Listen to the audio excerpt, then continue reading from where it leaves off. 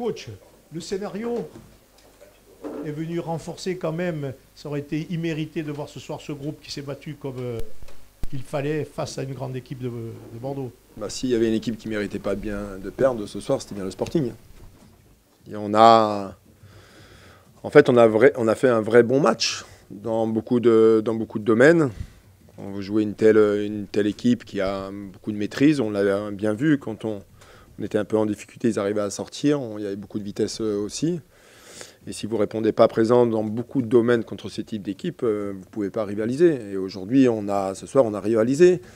Et j'ai presque envie de vous dire que pour moi, dans le contenu, c'est peut-être mon match référence, en dehors du résultat et du scénario, parce qu'il s'est passé beaucoup de choses. Alors, on peut dire ou redire, on a du déchet sur les centres, peut-être un manque de présence, on a des manques sur l'aspect technique, sur certaines situations de jeu où on fait des mauvais choix, mais dans l'ensemble, il faut féliciter les joueurs, vraiment. Au final, avoir même peut-être un peu des regrets face au leader, c'est bon signe pour la suite. Oui, c'est bon signe contre une telle équipe, devant un tel public qui est venu aussi nombreux un lundi soir, et je les en remercie de nous avoir soutenus. Et puis le scénario avec ce coup franc de Kevin à la fin, qui est magnifique. Donc voilà, en dehors de l'aspect comptable, on marque un point, mais c'est surtout, encore une fois, je voudrais qu'ils prennent conscience qu'on a des arguments aussi à faire valoir et qu'il faudrait qu'on arrive à être beaucoup plus constant dans les performances, parce qu'on en est capable. Vous aimez la prise de risque, que les actions soient ponctuées par des tirs. Ce soir, moi j'ai compté 3 tirs cadrés dans le fameux but. Comment vous expliquez justement cette faiblesse de tirs cadrés ce soir? C'était l'impact physique en face qui était trop important? Bordeaux défend avec beaucoup d'impact, hein. Ils ont beaucoup de taille, ils ont beaucoup de force. Quand je vous dis qu'on s'est créé quand même des situations favorables sur des situations de centre, des situations de frappe aussi. Effectivement, on n'a jamais cadré. Poussin n'a pas fait un arrêt extraordinaire, il a été simplement présent. Mais il faut se rendre compte qu'on fait tellement d'efforts dans la préparation, dans la concentration, que peut-être on manque aussi un peu de lucidité sur les 20 derniers mètres ou les 30 derniers mètres, et qui fait qu'on force la frappe, on n'est plus relâché et on n'arrive pas à cadrer en dehors d'une situation arrêtée. Vous avez souvent parlé des matchs face aux grosses équipes. Ce soir, le Sporting a largement tenu tête à une équipe qui est sur le podium à l'heure actuelle.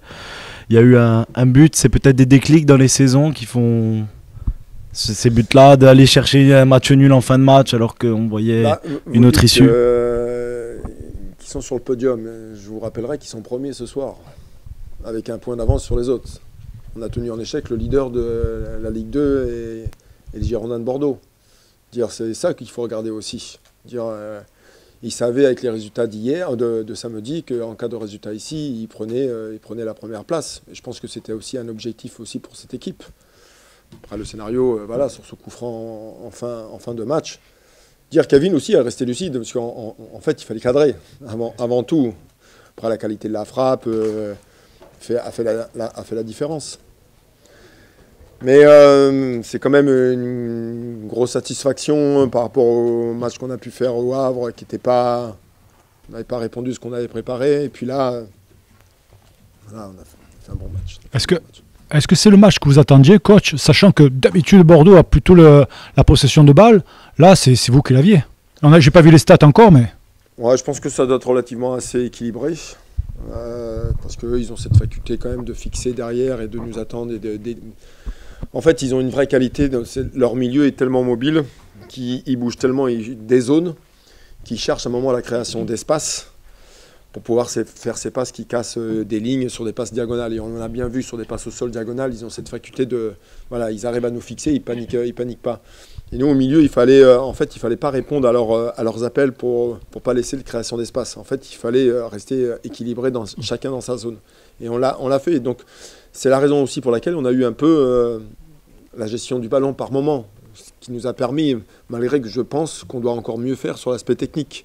On a quelques pertes de balles sur une prise d'information, sur une situation de jeu, on a on a quand même des progrès à faire et des efforts encore à faire là-dessus. Vous avez parlé de match référence, coach. Pour vous, ce soir, c'est plus fort que le match de Dijon, puisque vos joueurs eux-mêmes avaient dit qu'il faudra qu'on refasse le match de Dijon. Pour vous, dans le contenu, c'était mieux ce soir?